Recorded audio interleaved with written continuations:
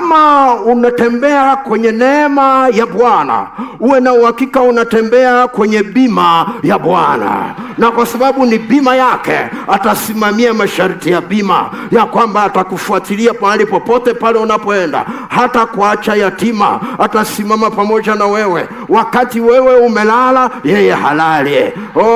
Bwana wa mabwana, Mungu wa Israeli hasinzii.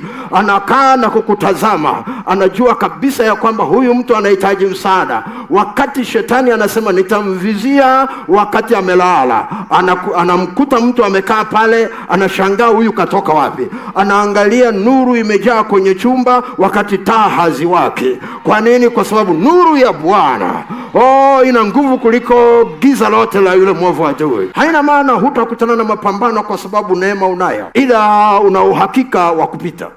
Unachohitaji tu kujua ya kwamba umesimama kwenye neema yako. Kama ukusimama vizuri, anza kuomba toba saa hiyo hiyo, kwa sababu ukiomba toba unarudi tena kwenye neema yako, unarudi tena kwenye nafasi ile. Mungu anaendelea kukusaidia. Ndio maana ni kwa hasara yako kama unaona unachelewa kutubu. Unakosea Jumatatu, unataka utubu siku ya Alhamisi. Ukikosea saa hiyo hiyo, unatubu saa hiyo hiyo. Najifunze kuomba kama vile ambavyo Paulo alikuwa naomba. Anawaambia Warumi, kwenye Warumi sura ile ya 15 mstari wa 30 na 31, anawaambia Warumi ya kwamba munikumbuke kwenye maombi, muniombee kwa ajili ya huduma nilionayo kule Yerusalemu, ikubalike na watakatifu walioko Yerusalemu. Kumbuka jambo hili, neema yako inakuletea matengenezo ya kukusaidia uweze kusimama nayo. Kutembea ndani ya neema, lazima utembee kwa imani. Ili kutunza neema, lazima ujifunze namna ya kukaa kwenye maombi pia.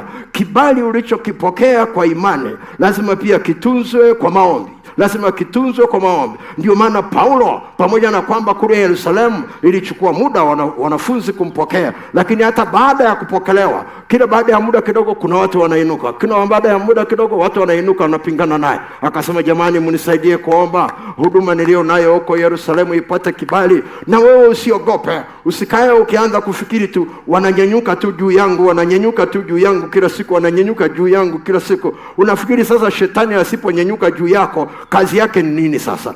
Kazi yake mojawapo ni kuhakikisha ya kwamba anakuyumbisha, anakuchelewesha, anakukwamisha, anakukasirisha, unakuwa na hasira, unaacha, unasema kama ndio masumbufu ya kazi hii namna hii niache. Unamzilia nani? Huhitaji kuzira. Unamzilia nani? Hii sio kazi ya kwako, ni kazi ya Bwana. Bwana Yesu asifiwe.